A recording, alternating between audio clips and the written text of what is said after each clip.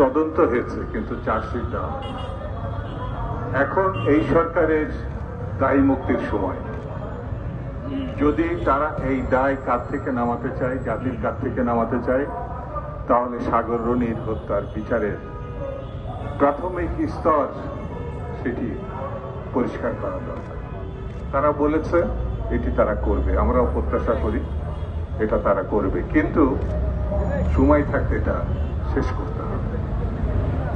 অনেক সাংবাদিক বন্ধুরা এই সরকারের পতনের জন্য, কত সরকারের পতনের জন্য, শেখ হাসিনার পতনের জন্য, ফ্যাসিবাদকে নির্মূল করার জন্য তারা রক্ত দিয়েছে, কষ্ট স্বীকার করেছে, জেল জুলুম খেটেছে।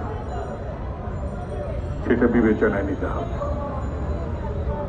ছাত্র জনতা যে আহ্বান রাস্তায় নেমেছিল, সেখানে পেশাজীবী হিসাবে গুরুত্বপূর্ণ দুটি দিক, জীবনকে উৎসর্গ করা এবং তার সপক্ষে লেখা, তারা এই দায়িত্ব পালন করেছে। সাংবাদিকরা জাতির বিবেক, সেই বিবেককে যদি মুক্ত না করা হয়, অর্থাৎ কালাকানুন যদি বাতিল করা না হয়, তাহলে দেশের কি পরিস্থিতি এটি তুলে ধরা খুব কঠিন। এই সরকারের কাছে সাংবাদিক বন্ধুরা যে দাবি জানিয়েছে, আমি আমার দলের পক্ষ থেকে, আমার নিজের পক্ষ থেকে সেটি সমর্থন করছি। বন্ধুরা, সঠিক সময়ে সঠিক সিদ্ধান্ত নেওয়াটা খুব গুরুত্বপূর্ণ। এখন ঐক্যবদ্ধ থাকা খুব জরুরি। যারা ঐক্যবদ্ধতা বিনষ্ট করবে, বিভেদ সৃষ্টি করবে, তারা ফ্যাসিবাদকে ওয়েলকাম করবে বলে আমার ধারণা। সেই জন্য যারা নিজের কাজ বাদ দিয়ে সাগর রনির হত্যা এবং সাংবাদিক বন্ধুদের যে হত্যাকাণ্ড, তাদের বিচার দাবি নিয়ে যারা মাঠে নেমেছে, সেটিকে বিঘ্নিত করবে, আমি তাদেরকে ধিক্কার জানাই। এটা ঠিক হচ্ছে না, এটা একেবারে অন্যায়ের সপক্ষে কাজ হচ্ছে। বন্ধুরা, আমি বেশি বক্তৃতা করবো না, শুধু এতটুকু কথা বলি। যে কোনো গণতান্ত্রিক আন্দোলনে এই দেশের সাংবাদিকরা দৃঢ়তার সঙ্গে ভূমিকা পালন করেছে। আজকেও তারা কিন্তু রাস্তায় নেমে এসেছে শুধু তাদের বিষয় নিয়ে,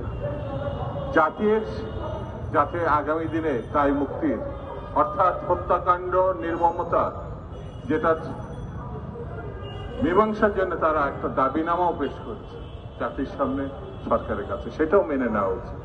এটা যদি মানা না হয় তাহলে এটা ভুল হবে। বন্ধুরা, আমাদের ঐক্যবদ্ধ থাকা খুবই জরুরি এখন, কারণ ফ্যাসিবাদী সরকার নানানভাবে ঐক্যবদ্ধ যে শক্তি, সেটাকে বিনষ্ট করা, বিভক্ত করার চেষ্টা করবে। সেটার বিরুদ্ধে আমি সাংবাদিক বন্ধুদের কাছে এটাই প্রত্যাশা করব, যারা গণধিকৃত তাদের যত চেষ্টাই করেন ওরা আসবে না, ওদের দরকারও নাই। আমাদেরকে দেশনায়ক তারেক রহমান, দেশনেত্রী বেগম খালেদা জিয়ার নেতৃত্বে যতক্ষণ পর্যন্ত এখানে জনগণের সরকার আমরা প্রতিষ্ঠা করতে না পারবো, নেতা জনাব তারেক রহমান বলেছে, গণতান্ত্রিক আন্দোলন ততক্ষণ পর্যন্ত বন্ধ করা যাবে না। এটাকে আমরা সাম্প্রতিক সময়ের সব থেকে জরুরি কাজ বলে আমরা মনে করি। সেদিকে আপনাদের দৃষ্টি আকর্ষণ করে সবাইকে ঐক্যবদ্ধ থাকার আহ্বান জানিয়ে আমি আমার বক্তব্য শেষ করছি। খোদা হাফেজ।